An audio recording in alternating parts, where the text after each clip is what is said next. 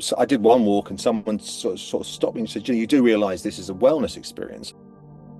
The most dangerous thing in the world is stress. If you're constantly stressing about everything you do, you're actually doing yourself a lot more harm than just eating the bloody blackberry. One of my favorite moments was a woman who actually wrote on the comments, "You can forage my bush anytime." Let's start a podcast about our mental health for no good reason why. Let's call it Mind Cake. Hello, everybody, and welcome to another slice of Mind Cake. Mind cake. It's the podcast where we talk about mental health, well-being, and the general chaos of being human by speaking to fascinating people and asking questions that don't always have straightforward answers. I'm Lee Crompton, and joining me, as nearly always, is the ruggy rascal himself. I give you Mr. Paul Beeson. All right. I'm good, mate. You? Yeah, smashing. Yeah, it's a timely return, my friend, because today we are talking about foraging. Okay. And foraging makes you think of me. Why? Well, because it's to do with the hedgerows. Hmm. I'm just saying that sometimes, I don't want to always talk about your hair, but you look like you've been dragged through a hedge backwards. That's a bit rude, isn't it? Well, it's just, it's just the hair. That's jealousy, Lee. That's what that is. Well, today's episode is less about foraging, Mm-hmm. more about paying attention, slowing down, and why making friends as an adult can be, as you all know, Paul, now you're back on the dating scene, weirdly difficult. Speak for yourself, pal. When you're a person of a certain age. Hmm.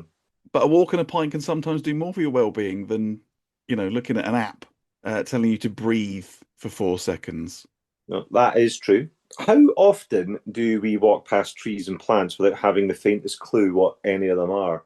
And that's exactly why I love this conversation, because our guest today is Tom Radford from Eat the Country. And he reckons once you know a few stories about nature, it all starts to come alive. And he says he doesn't feel lonely when he's outside because he's surrounded by stories, which honestly is a sentence I wasn't expecting to hear today. Right, well, let's check the oven, shall we? And grab ourselves a slice of mind cake.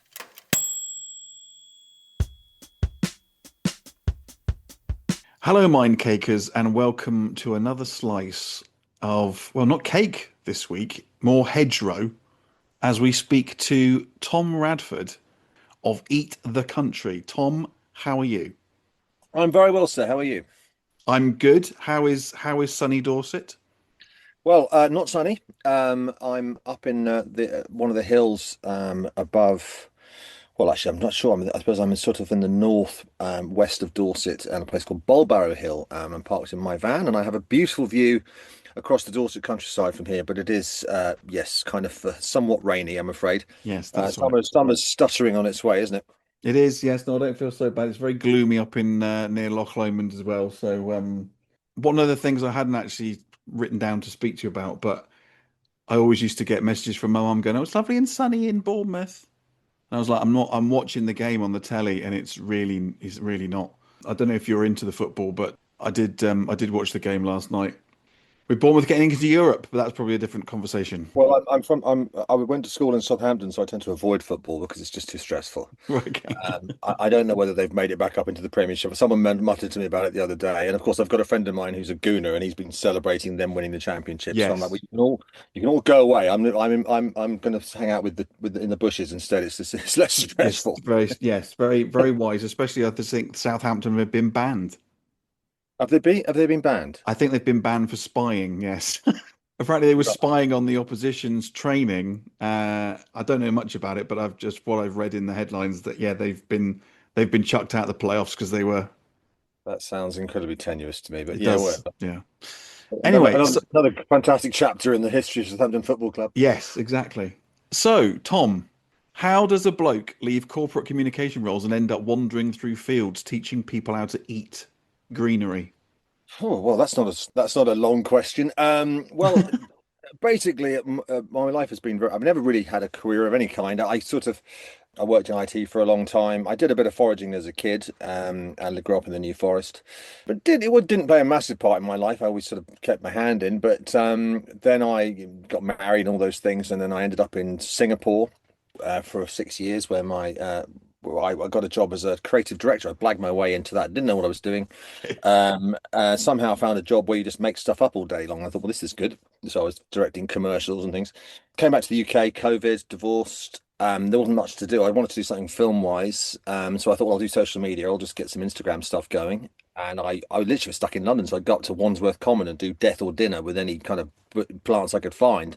Right. And it actually sort of did quite well online. I thought, well, okay, well, this is quite interesting. And so when I got the opportunity to get out of London, I got myself a camper van or something similar. And obviously, once you're doing things in foraging, I mean, foraging is not a massively lucrative thing, but then what do you do? The next step is to maybe start taking people on some walks. Hmm. So I started doing that. It was a bit scary to start with because whilst it is very fun, you are sort of playing with life or death. So you've got to kind of know what you're doing. Yeah.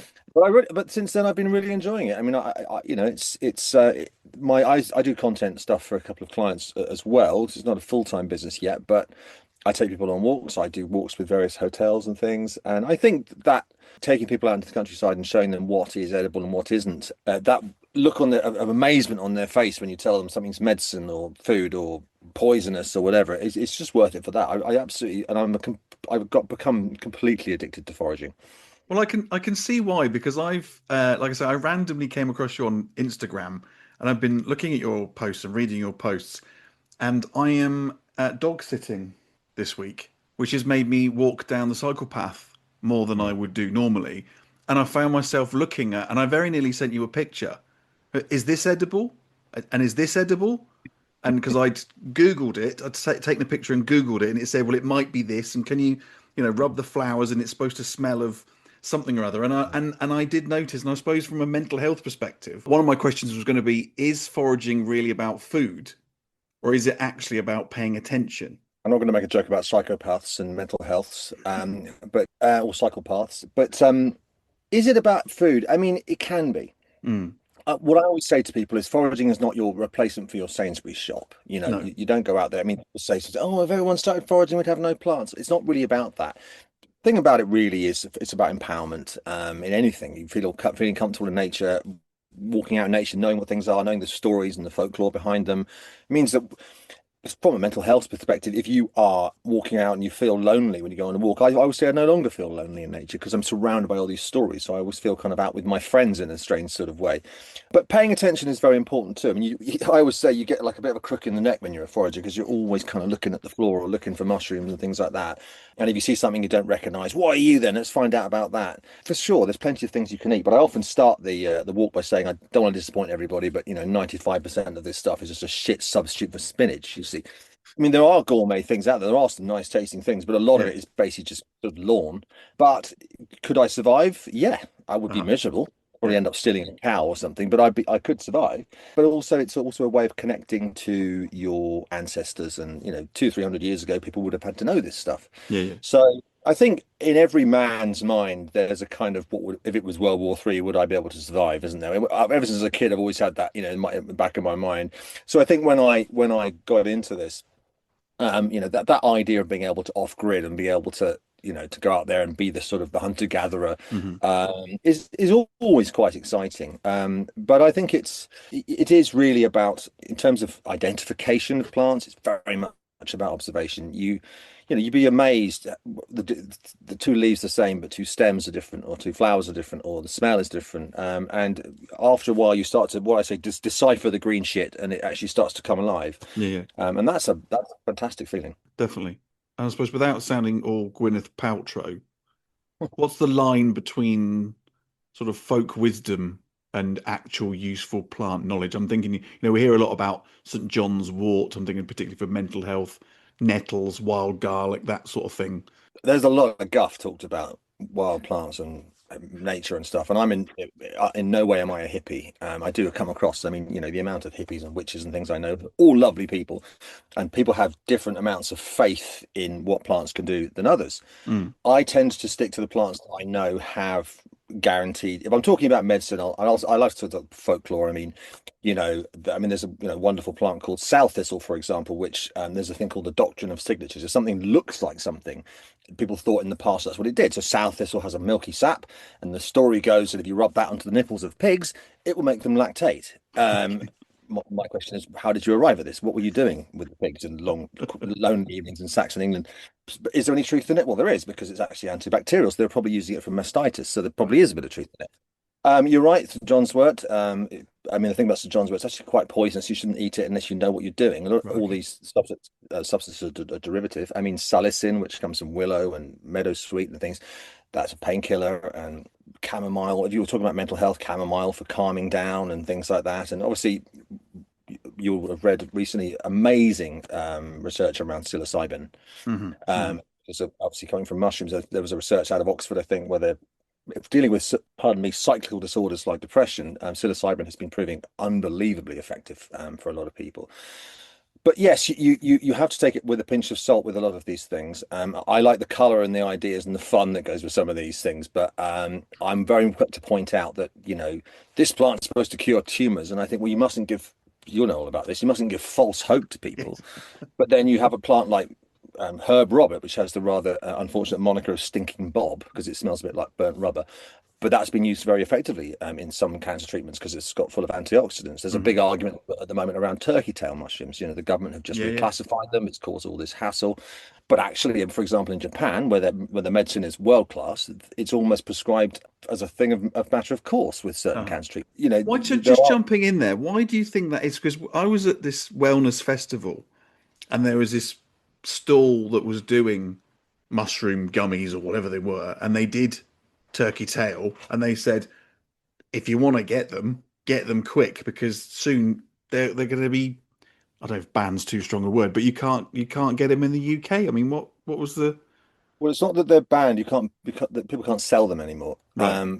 What's happened is they've been reclassified as what's called a novel food. Both turkey tails and cordyceps, which are very popular treatments that people love, and obviously, whether you think it is effective for you or not is another matter. But a lot of people like these products and they claim that they are, and they're well entitled to. And so the government have just found this loophole where it says, oh, these things are novel foods, which means that they aren't consumed in a sufficient amount to be classified as real foods. It's a loophole.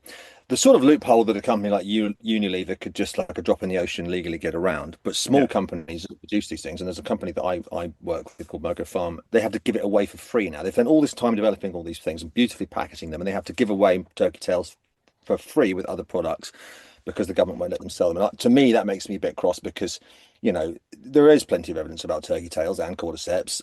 It's not a wonder cure, but the net result typically is that small businesses in this country end up getting walloped. And what a surprise! Another entrepreneurial idea because it's a little bit woo and a little bit different. And I would not be surprised if 2 years' time I see that Unilever or someone like that has suddenly produced one that you see on the shelves in Boots. I mean, that's cynical, but who knows?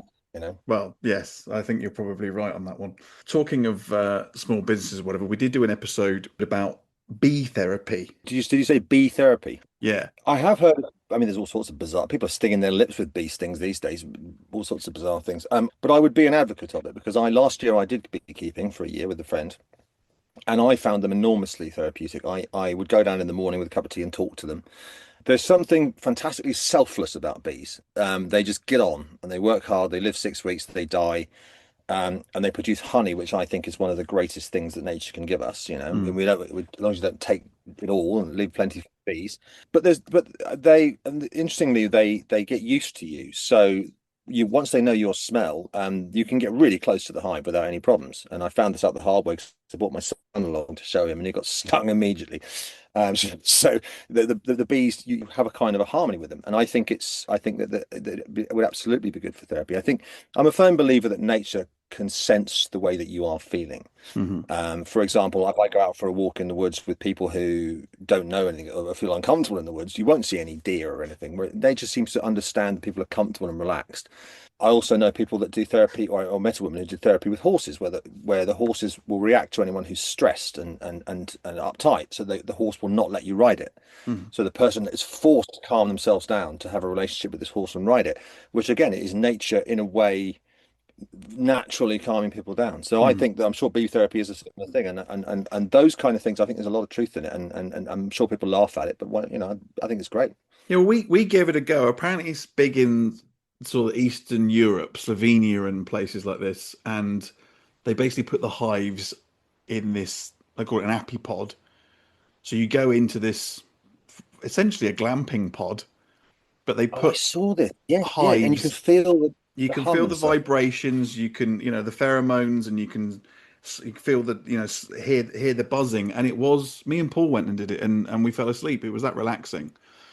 And I saw that, and then I saw your post about honey Mm. and whether what we actually buy in the supermarket is honey. Do you want to tell us a bit about Well, honey? yes.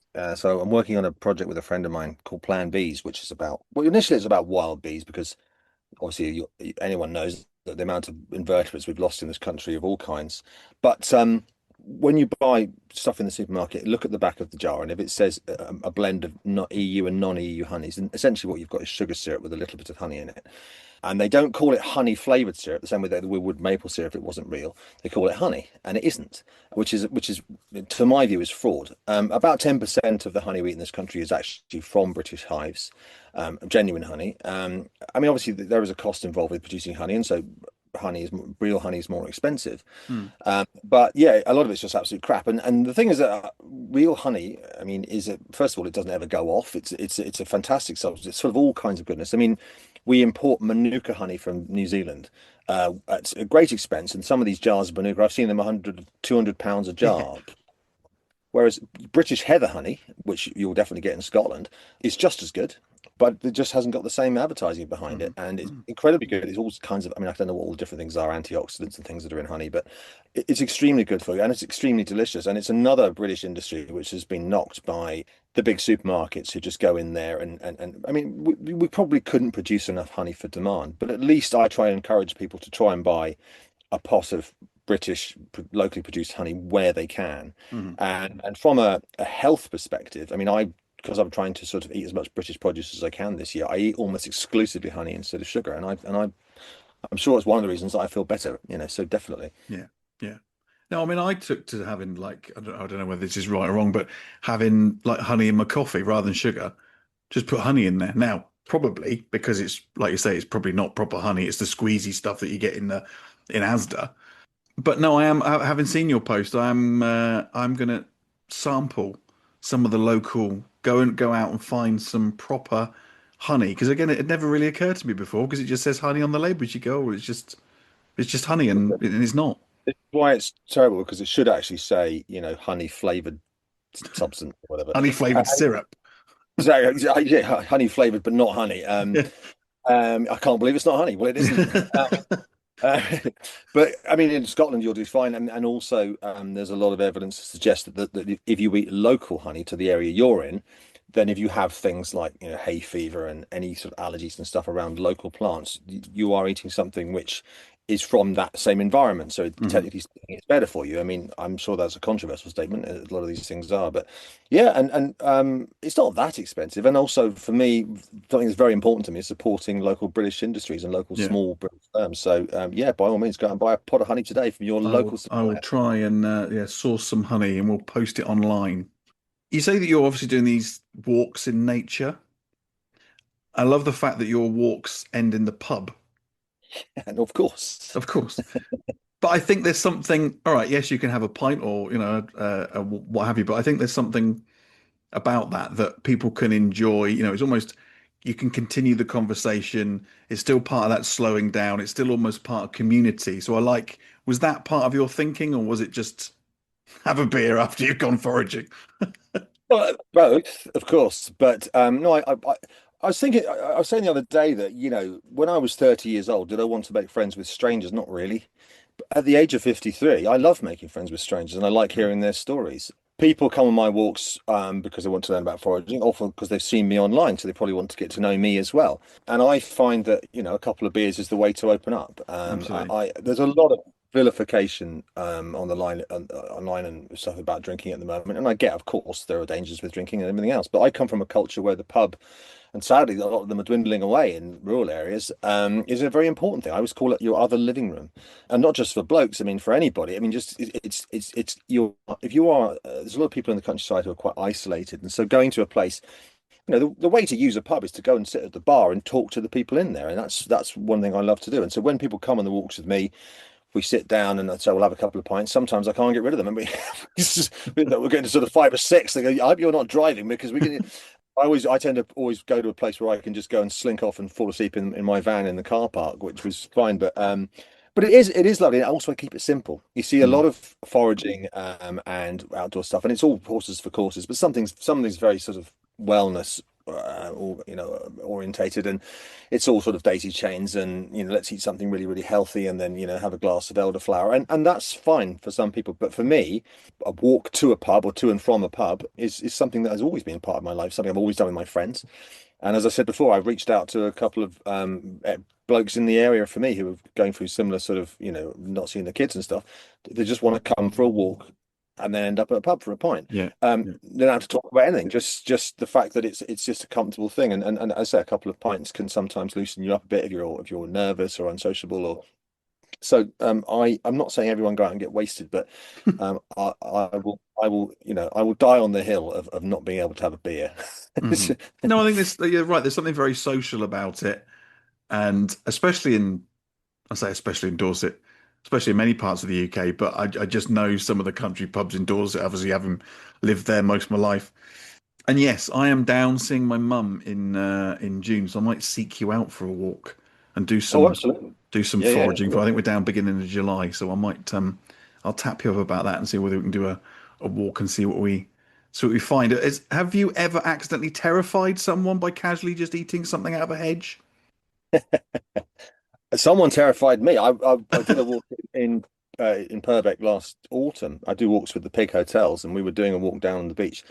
And this bloke shows me this leaf. He goes, "What's this?" And he's chewing, and there's a great bite mark out of this leaf. I can't even see what leaf it is because he's eaten most of it. And I said to him, "I am insured, but please, please Don't ask me just. before things like that."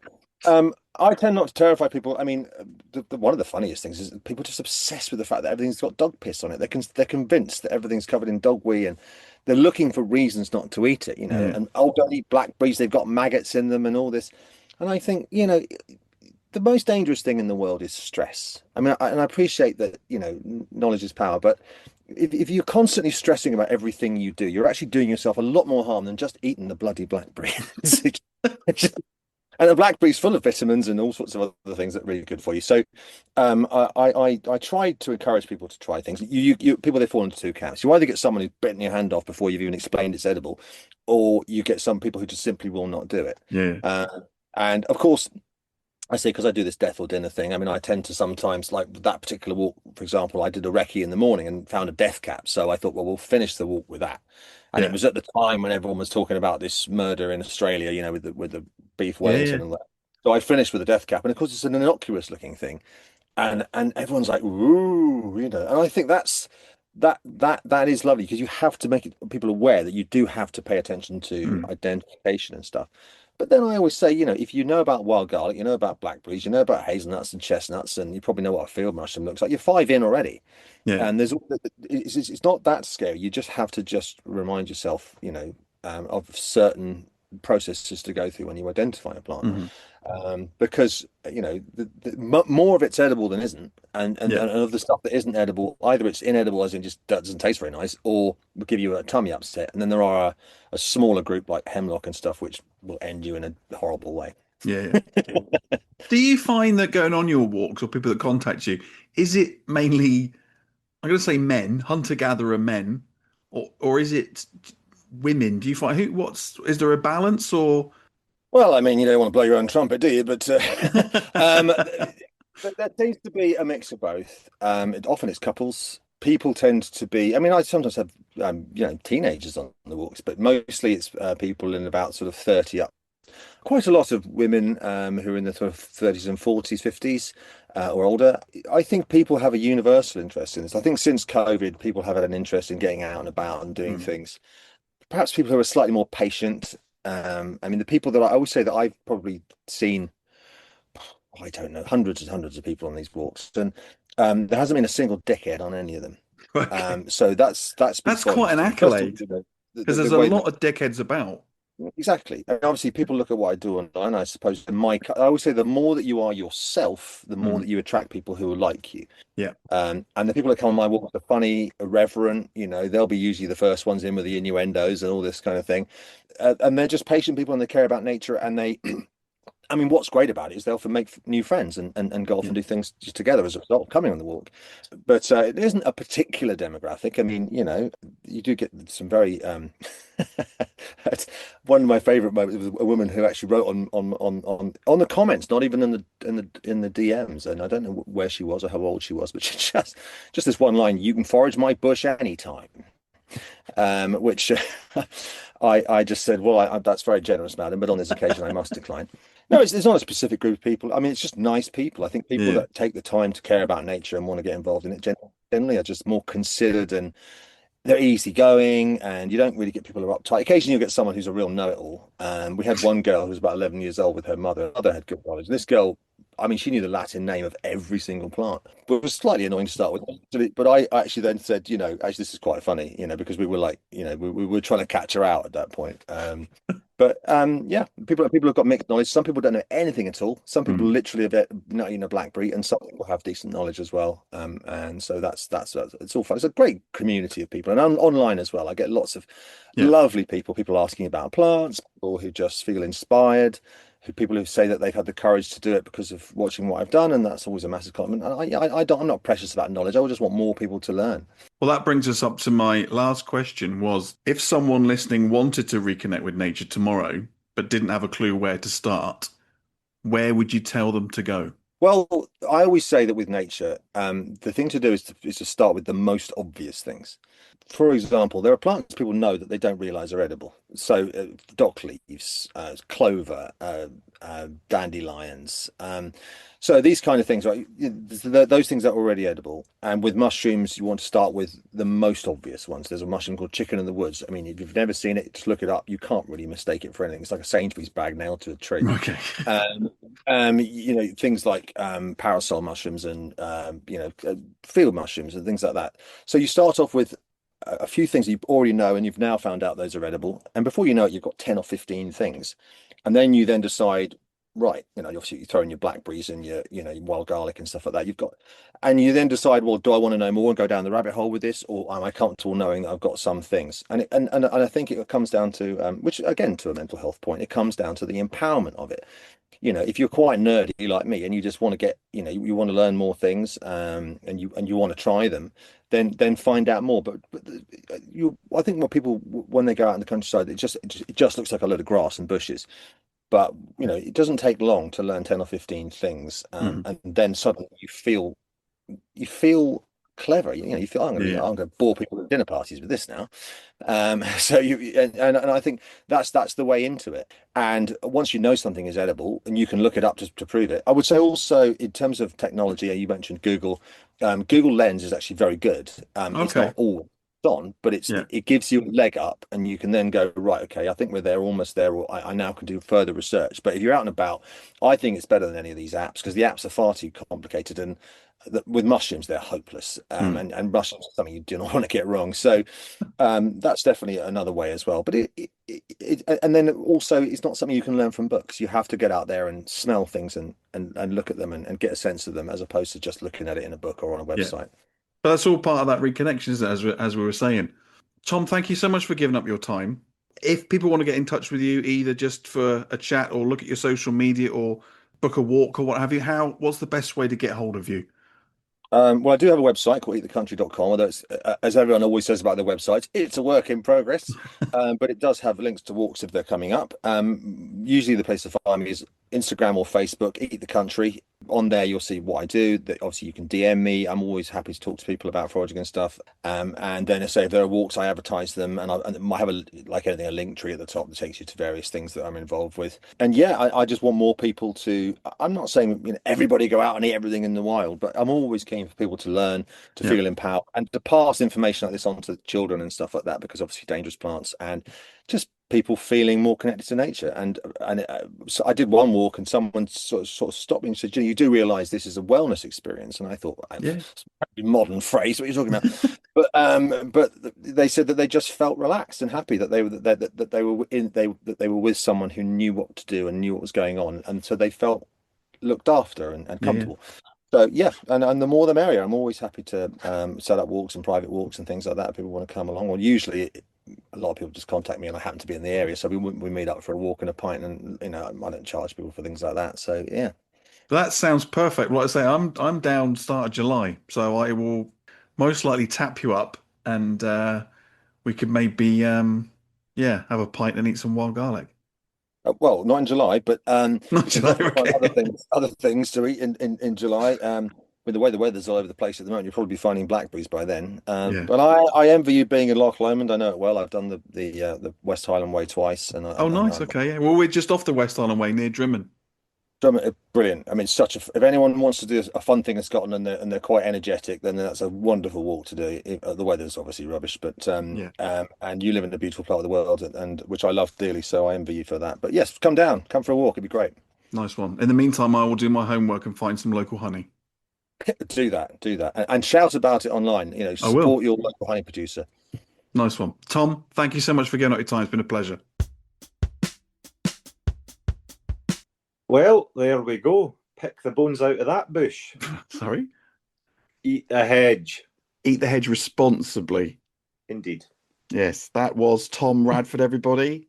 Go and find him on Instagram, Facebook at Eat the Country. His website is eatthecountry.com. Links will be in the show notes as always.